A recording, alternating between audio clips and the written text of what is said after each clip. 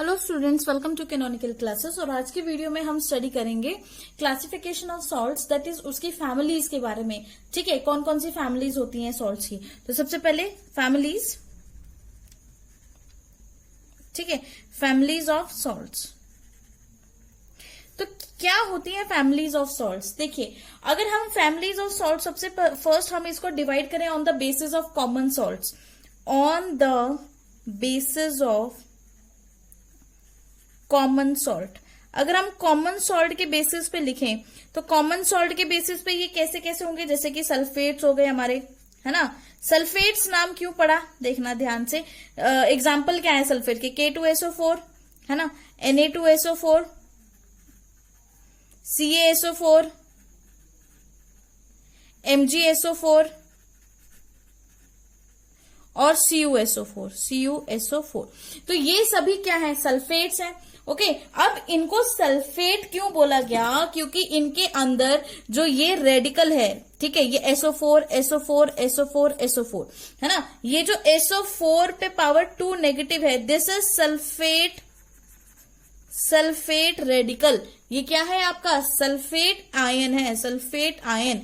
ठीक है, मतलब ये क्या है आपके? एनायन, कॉमन एनायन है। इन सब के अंदर कॉमन एनायन प्रेजेंट है, इसलिए इसकी फैमिली कौन सी होगी? सल्फेट फैमिलीज होगी। ठीक है, क्योंकि सल्फेट आयन इन सब में प्रेजेंट है और हम बोल सकते हैं एनायन क्या है यहाँ पे? कॉमन। एनायन क्या है यहाँ पे? कॉमन। तो इसलिए इसकी फैमिली का नाम क्या रख दिया हमने? सल्फेट रख दिया। वहीं पे ये ए पार्ट हो गया। वहीं पे अगर मैं सेकेंड देखूं तो हम बात करते हैं क्लोराइड्स की। क्लोराइड्स, ठीक है, क्लोराइड्स का एग्जाम्पल जैसे कि NaCl हो गया, या NH4Cl हो गया, ठीक है, या फिर KCl हो गया, या CaCl2 हो गया। ठीक है, अब इन सब के केस में भी क्या होगा? जो आपके पास एनायन है, chlorine, chloride, chloride, chloride, not chlorine, it's chloride. जब वो एनायन बन जाता है तो क्लोरीन क्लोराइड में बदल जाता है। ठीक है, क्लोरीन क्या होता है? Cl2, लेकिन क्लोराइड क्या होता है? Cl पे power -1, Cl negative, this is your chloride, इसको बोलेंगे क्लोराइड। ओके, तो अब देखिए Cl नेगेटिव क्या है आपका? क्लोराइड है, क्लोराइड है। तो इसकी फैमिली, इस फैमिली में इसके जितने भी एग्जांपल्स मैं लिख रही हूं, इसमें जो कॉमन एनायन है वो क्या है? Chloride. Common anion is chloride. इसीलिए इस कॉमन एनायन की वजह से इस पूरी फैमिली का नाम क्या रख दिया गया है? क्लोराइड्स रख दिया गया है। ठीक है, थर्ड सी पार्ट की अगर हम बात करें तो third category is your carbonates. Carbonates, ठीक है, कार्बोनेट्स है। और कार्बोनेट्स का अगर हम एग्जांपल लिखें जैसे कि Na2CO3, ठीक है, MgCO3, K2CO3, Li2CO3, लिथियम, है ना। तो इस तरह के एग्जांपल्स है। अब यहां पर भी देखो, यहां पर भी जो आपके पास ये दिस इज कार्बोनेट, इसमें भी सभी में कार्बोनेट प्रेजेंट है। कार्बोनेट क्या होता है? CO पे power 3, CO3 power 2 negative, this is carbonate anion, carbonate ion. ये भी क्या है आपका? कार्बोनेट आयन है, और ये भी कॉमन एनायन है सभी के अंदर, कॉमन एनायन। तो इसकी फैमिली का नाम भी इसके एनायन पे पड़ गया, क्योंकि ये कॉमन है तो आपने क्या बोल दिया? कार्बोनेट्स बोल दिया। क्या ये बात क्लियर है? ठीक है, उसी तरह से कुछ सॉल्ट्स को हम डिवाइड करते हैं on the basis of common basis के बेसिस पे, है ना, on the basis of common basis. First is sodium salt. Sodium salt क्या क्या होंगे? जैसे कि Na2SO4, Na2SO4 हो गया, है ना, NaCl हो गया, NaNO3 हो गया, यहां हम लिखें Na2CO3, ये लिख दें। ठीक है, अब देखिए इन सब में कॉमन क्या है? सोडियम, सोडियम, सोडियम, सोडियम, ये सभी कॉमन है। तो इसका मतलब ये वो बेसिस हैं, सॉरी, ये वो सॉल्ट्स हैं जिसके अंदर कैटायन क्या रहेगा आपका? सेम कैटायन, है ना। ये वो बेसिस होंगे जिनके अंदर सेम कैटायन प्रेजेंट होगा, सेम कैटायन। और यहां पर जो कैटायन है दैट इज सोडियम, क्योंकि सोडियम तो पॉजिटिवली चार्ज होता है ना। तो इन सभी के अंदर सेम कैटायन होगा। उसी तरह से सोडियम के बाद अगर मैं बात करूं तो पोटेशियम के भी सॉल्ट्स होते हैं, पोटेशियम सॉल्ट्स, राइट।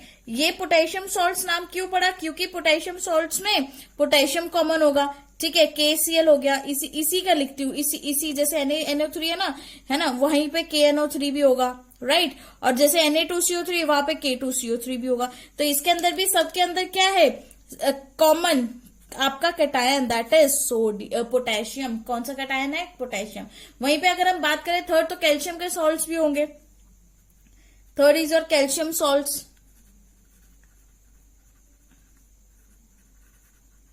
राइट। तो कैल्शियम के जो सॉल्ट्स हैं दैट इज वो कौन से हैं, CaSO4 है ना, CaCl2, CaCl2 हो गया, CaCO3 हो गया, ठीक है। इस तरह के जितने भी सॉल्ट्स होते हैं तो इन सब के अंदर भी हमारे पास कैल्शियम क्या है, आपके पास कॉमन चीज है। तो इसीलिए मैंने पहले ही लिख दिया कॉमनली कि इन सभी के अंदर जो कैटायन आपको देखने को मिलेंगे वो कैसे मिलेंगे, कॉमन कैटायन देखने को मिलेंगे। अब अगर हम नेक्स्ट फैमिलीज ऑफ सॉल्ट्स की बात करें तो सॉल्ट्स को हम क्लासिफाई कर सकते हैं on the basis of pH, जैसे कि depending upon the nature of acid and base, है ना, कि क्या नेचर है आपके उस पर्टिकुलर एसिड का और उस पर्टिकुलर बेस का, उसके ऊपर भी सॉल्ट डिपेंड करता है, उनका पीएच डिपेंड करता है, ठीक है। तो फर्स्ट, जैसे कि फर्स्ट अगर मैं बात करूं तो हम फर्स्ट अगर कैटेगरी लेके देखें तो salt of strong acid and strong base, है ना, salts of strong acid and strong base. जो सॉल्ट्स हैं स्ट्रॉन्ग एसिड के या फिर स्ट्रॉन्ग बेस के, ठीक है। तो स्ट्रॉन्ग एसिड यहां पर आपको कौन सा मिलेगा, स्ट्रॉन्ग बेस कौन सा मिलेगा, तो इसका एग्जांपल देख लेते हैं। फॉर एग्जांपल, जैसे कि इसका मैं एग्जांपल लिख देती हूं। स्ट्रॉन्ग एसिड हम ले लेते हैं, कुछ भी ले लेते हैं, जैसे कि मान लो मैंने ले लिया यहाँ पे HCl, ठीक है, स्ट्रॉन्ग एसिड, और उस HCl में स्ट्रॉन्ग बेस डाल दिया, दैट इज NaOH, ठीक है। तो इसका जो प्रोडक्ट बनेगा ये H पॉजिटिव होगा, ये पॉजिटिव ये नेगेटिव, ये भी पॉजिटिव ये नेगेटिव, इसका पॉजिटिव इसके नेगेटिव के साथ और इसका नेगेटिव इसके पॉजिटिव के साथ, ठीक है। तो यहाँ पे पॉजिटिव हाइड्रोजन है और यहाँ पे नेगेटिव है OH, और यहाँ पे नेगेटिव है Cl और यहाँ पे पॉजिटिव है Na, तो क्या बनेगा NaCl प्लस H2O। तो यहां पर जो हमारा सॉल्ट बनेगा, ये जो हमारे पास सॉल्ट बनेगा, इसका जो पीएच रहेगा वो अप्रोक्सीमेटली क्या रहेगा, 7, बिल्कुल न्यूट्रल। कैसा रहेगा, बिल्कुल न्यूट्रल, ठीक है। सेकंड कैटेगरी की तरफ मूव करते हैं। जो हमारी सेकंड कैटेगरी है that is salt of strong acid, है ना, strong acid and weak base. अब हम बात करते हैं salt of strong acid and weak base, ठीक है। स्ट्रॉन्ग एसिड और वीक बेस सॉल्ट की बात करें तो इसके केस में भी हम ले लेते हैं, एग्जांपल ले लेते हैं, जैसे कि NH4Cl, ठीक है। NH4Cl की रिएक्शन हमने किसके साथ करवा दी, वाटर के साथ करवा दी, H2 के साथ करवा दी यहाँ पर। तो यहां पर जो हमारे पास सॉल्ट मिलने वाला है हमें यहाँ पर, that is NH4 ammonium hydroxide, NH4OH plus HCl, right.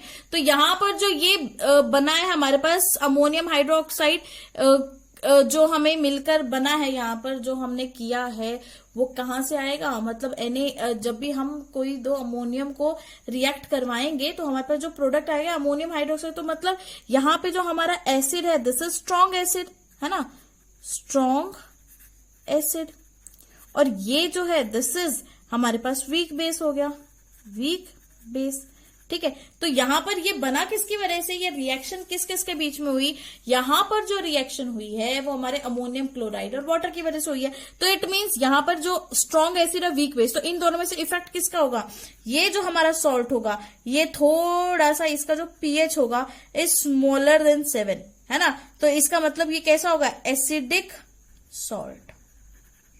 कैसा सॉल्ट होगा, बिल्कुल एसिडिक सॉल्ट होगा, ठीक है। थर्ड कैटेगरी की बात कर लेते हैं, salt of weak acid and strong base. अब हमारे पास एसिड वीक है लेकिन बेस स्ट्रॉन्ग है ना। Salt of weak acid and strong base. Weak acid and strong base की बात करें तो वीक एसिड ले लेते हैं, हम ले लेते हैं H2CO3, this is your carbonic acid, इसमें हमने डालेंगे NaOH, ठीक है। मतलब स्ट्रॉन्ग बेस डाल दिया तो जो प्रोडक्ट बनेगा that is Na2CO3 plus water. अब यहाँ पे जो सोडियम कार्बोनेट, अब देखो यहाँ पे एसिड वीक है बेस स्ट्रॉन्ग है, तो किसका इफेक्ट रहेगा इसमें, जो चीज स्ट्रॉन्ग है उसका। तो ये जो है ये इसका मतलब इसका जो पीएच होगा इज ग्रेटर देन 7, किसके क्या होगा, ग्रेटर देन 7। और जब ऐसी कंडीशन आ जाएगी कि पीएच आपका ग्रेटर देन 7 होगा तो ये जो सॉल्ट है ये कैसा होगा आपका, स्लाइटली बेसिक सॉल्ट, है ना, slightly basic salt, basic salt. वहीं पे लास्ट कैटेगरी की तरफ चलते हैं, that is salt of weak acid and weak base. Salt of weak acid and weak base, salt of weak acid and weak base. Weak acid और weak base का salt है, ठीक है। वीक एसिड ले लेते हैं हम लोग, यहां पर देखो ले लेते हैं एसिटिक एसिड ले लेते हैं CH3COOH, ठीक है। इसमें वीक बेस ऐड कर दो, that is ammonium hydroxide NH4OH। तो जो यहाँ पे प्रोडक्ट बनेगा दैट इज क्या बनेगा, CH3COONH4 प्लस H2O। अब यहाँ पे वीक एसिड है, वीक बेस है, तो इन दोनों का बराबर का इफेक्ट है, तो दोनों एक दूसरे को न्यूट्रलाइज कर देंगे। तो यहाँ पर जो ये सॉल्ट आएगा, इसका जो pH होगा वो अप्रोक्सीमेटली क्या रहेगा, 7। तो ये कैसा सॉल्ट होगा, न्यूट्रल सॉल्ट, न्यूट्रल सॉल्ट, ठीक है। तो ये बहुत इंपॉर्टेंट चीज है कि आपका फर्स्ट केस में न्यूट्रल सॉल्ट था जब स्ट्रॉन्ग एसिड स्ट्रॉन्ग बेस था, और वीक एसिड और वीक बेस के बीच में भी न्यूट्रल, मतलब अगर दोनों बराबर के हैं तो सॉल्ट न्यूट्रल होगा।